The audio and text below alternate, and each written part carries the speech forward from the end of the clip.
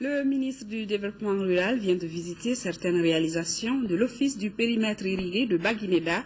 Il s'est également rendu sur le chantier du centre de démonstration technologique sino-malienne. Au terme de sa visite, le ministre a évoqué l'importance de la formation des paysans pour de meilleurs résultats agricoles. Moussa Fani.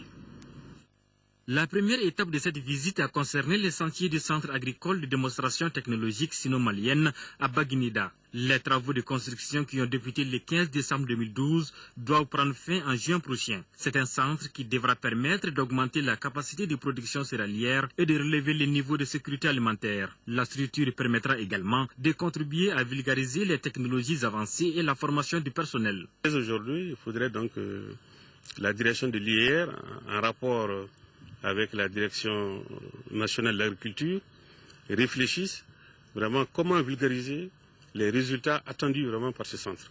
Comment assurer vraiment la pérennité du financement du centre après le retrait du partenaire chinois.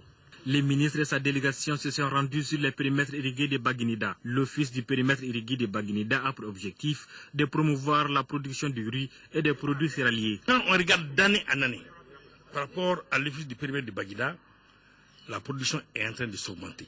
L'année dernière, le rendement du riz était de 4,9. Cette année, le rendement est de 5,1 si vous voulez. Nous ambitionnons dans le périmètre de Bamako réaliser un agropole. Et de ce point de vue, le PIB aura un rôle central à jouer. Mais pour ce faire, c'est-à-dire qu'on a réalisé des périmètres, on a investi à réaliser des périmètres. Et les périmètres sont des moyens pour atteindre des objectifs de développement. Si ce que nous faisons est bon, il y a nécessairement une question de rationalité. L'Office du périmètre irrigué de Baguineda au PIB couvre une superficie de plus de 19 000 hectares pour 22 villages. Au cours de cette visite, le ministre a rencontré les responsables de l'OPIB avant d'assister à une projection de diapositives sur les activités de la structure. Le ministre a salué les réalisations de l'OPIB. Selon lui, la structure peut mieux faire encore.